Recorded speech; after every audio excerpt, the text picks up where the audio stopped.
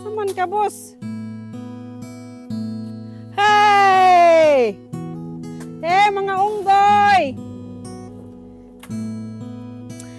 Bibilang ako ng 3. 1, 2, 3. Hindi na kita mahal.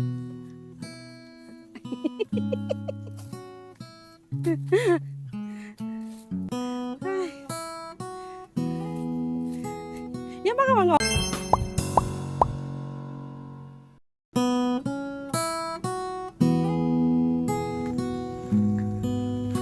Hoy, busing! Guys, magpunta kami ng bukid dahil mag-i-spray kami. Mag-i-spray me.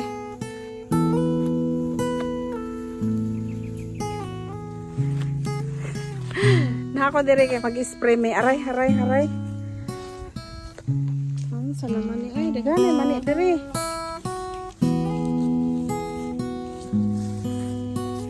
Aray.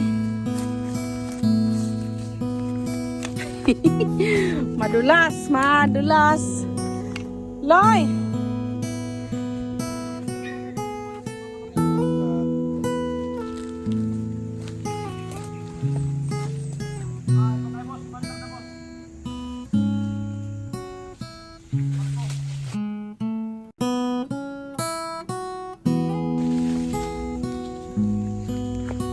Ay, ganda.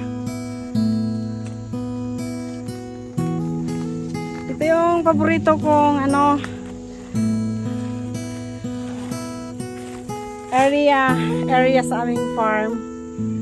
Makikita mo talaga yung kagandahan ng bukid. Yan guys, oh. Ay, masyaallah. Yan, dagat.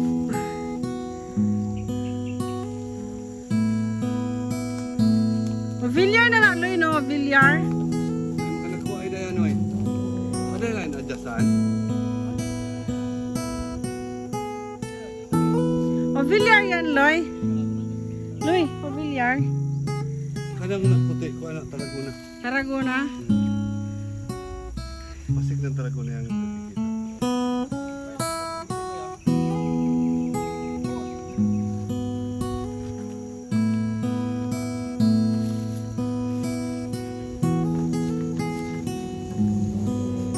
Nag-express sila. Kung mais tinanay pa, sira naman siguro to.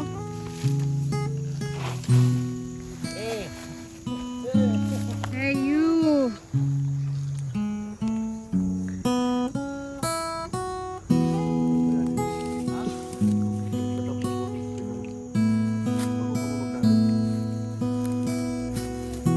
Di ba katong ningagiwa man ni gikaret, Loy? Painda. Ay, wa pa ka diyan ni Kwana? Ha? Wine.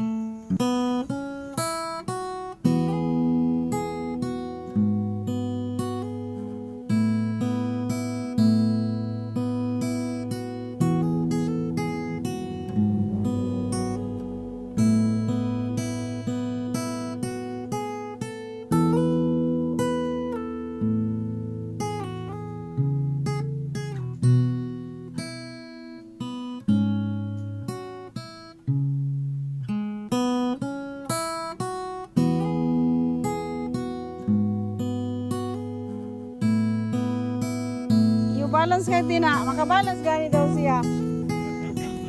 Niyo balance. Niyog. Saan siya nag-spray? Baba? Baba? Ha?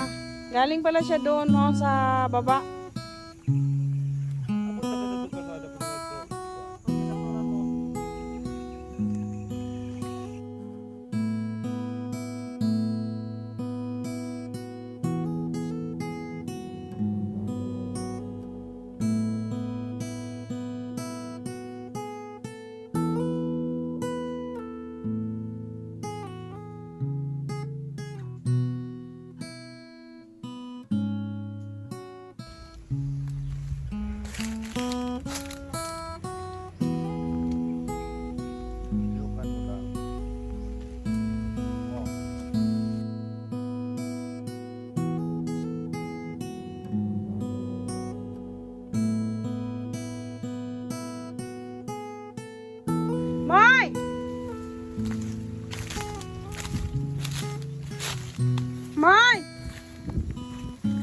Wala na. Nasaan na si Moy Moy? Moy!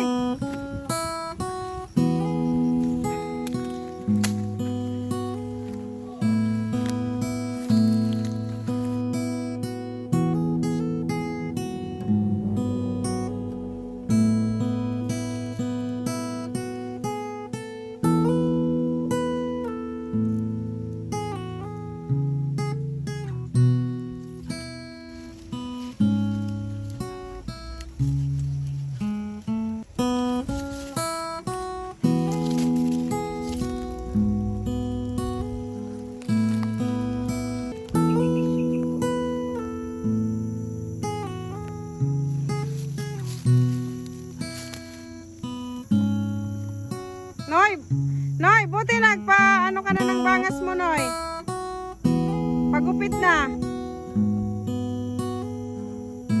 Sabi ko sa'yo, sabihin mo sa akin kung gusto mo kasi punta tayo na. Napatupi lang yan. With aircon, doon tayo sa with aircon ba?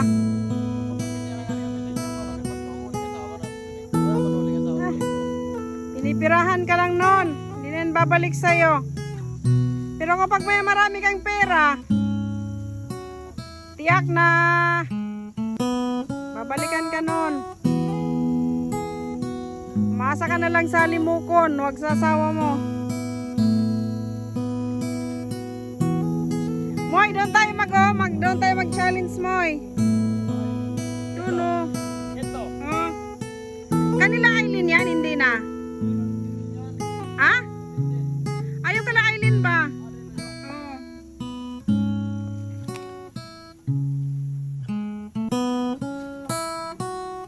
Tapos dito tayo magdaan mo yo. Katawanan siguro, no? Moy, no? Dito tayo magdaan mo yo.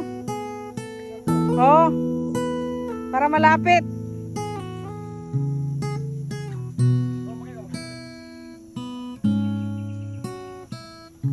Dito, kay nanay.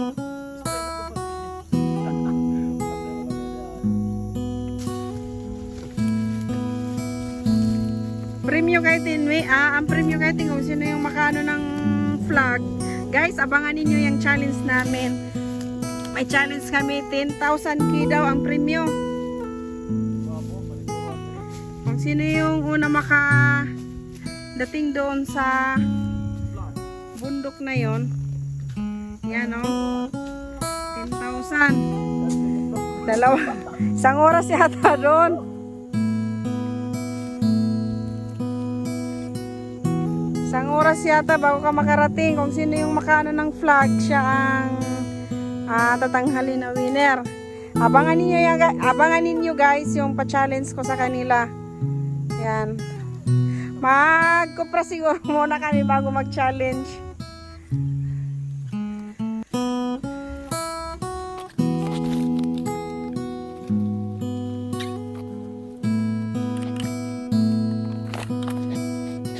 Binoy.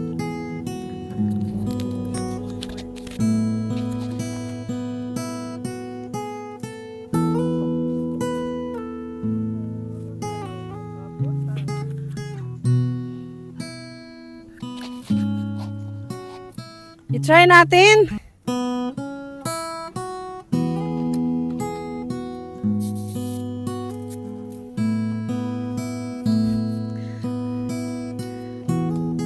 Aray. Mahina ilagay. Ah.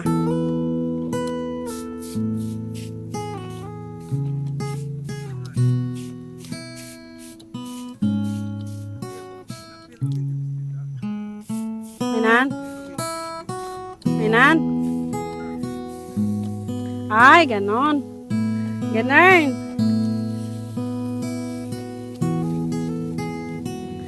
Ganito yung buhay pala nila. Napakahirap.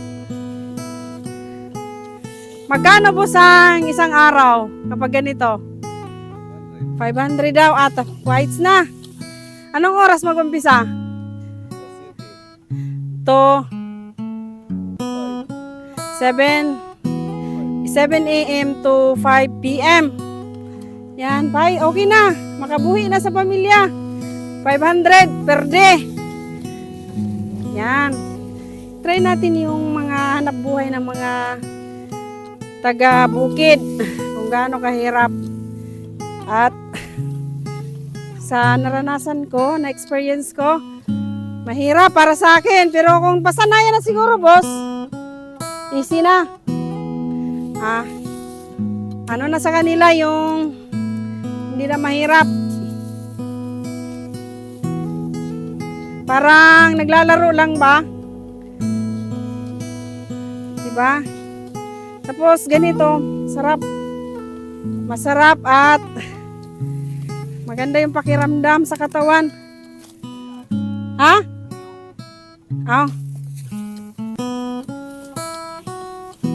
Para pang patay ng damo.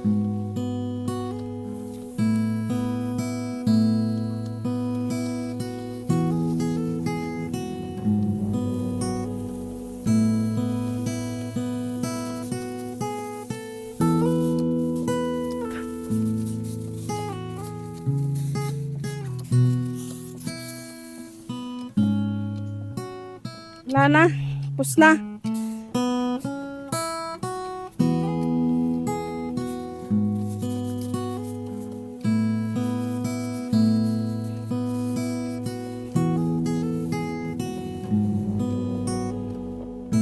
$500 per day. 7 a.m. to 5 p.m. Okay na yun. Makakabili na ng bigas at saka ulam.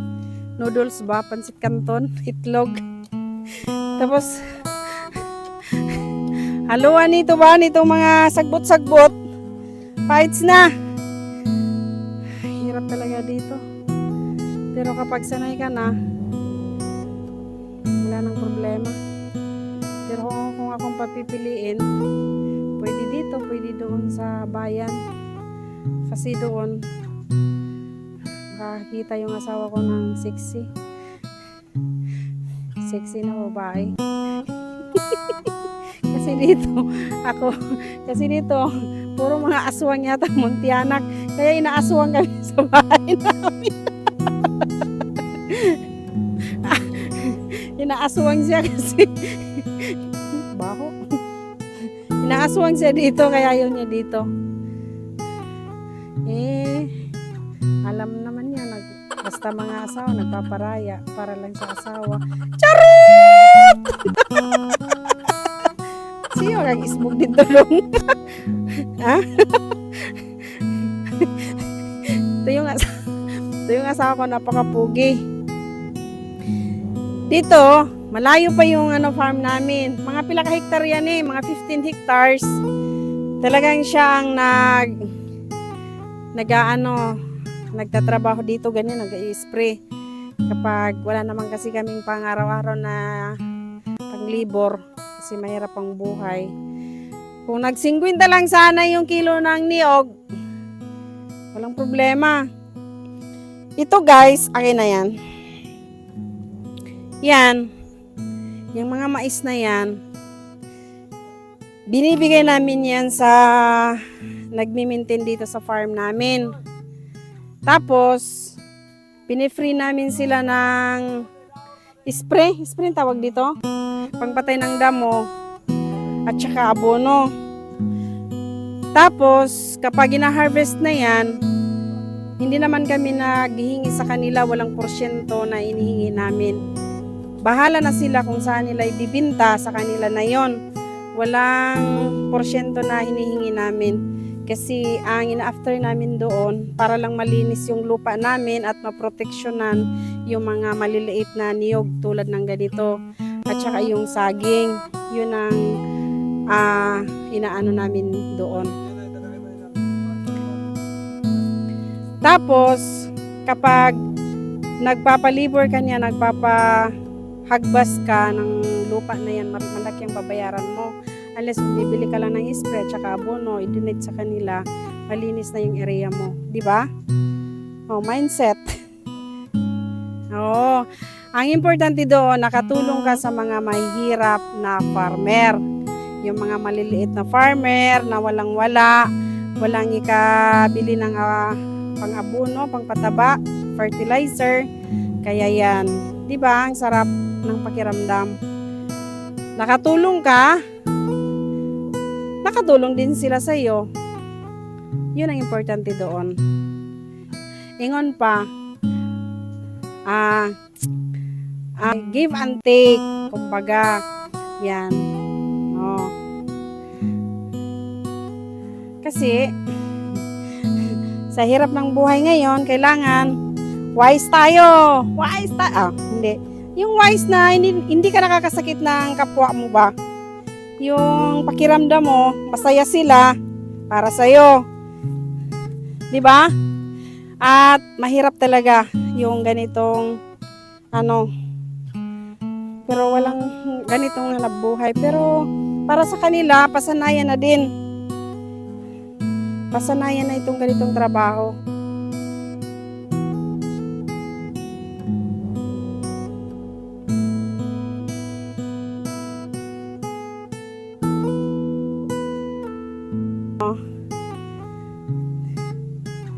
Sana matulungan yung channel ko para makatulong tayo dito sa mga farmer.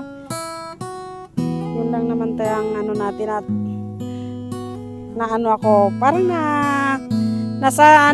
masaya ako na nag-vlog ako, charot-charot lang. Ito. Wala na may sulod.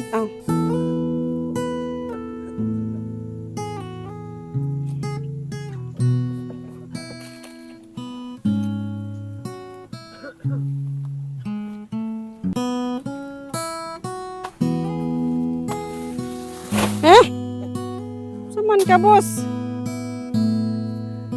Hey! Hey, mga unggoy!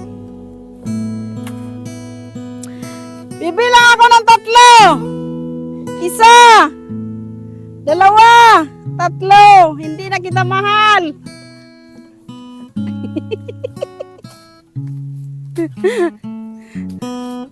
Ay. Yung mga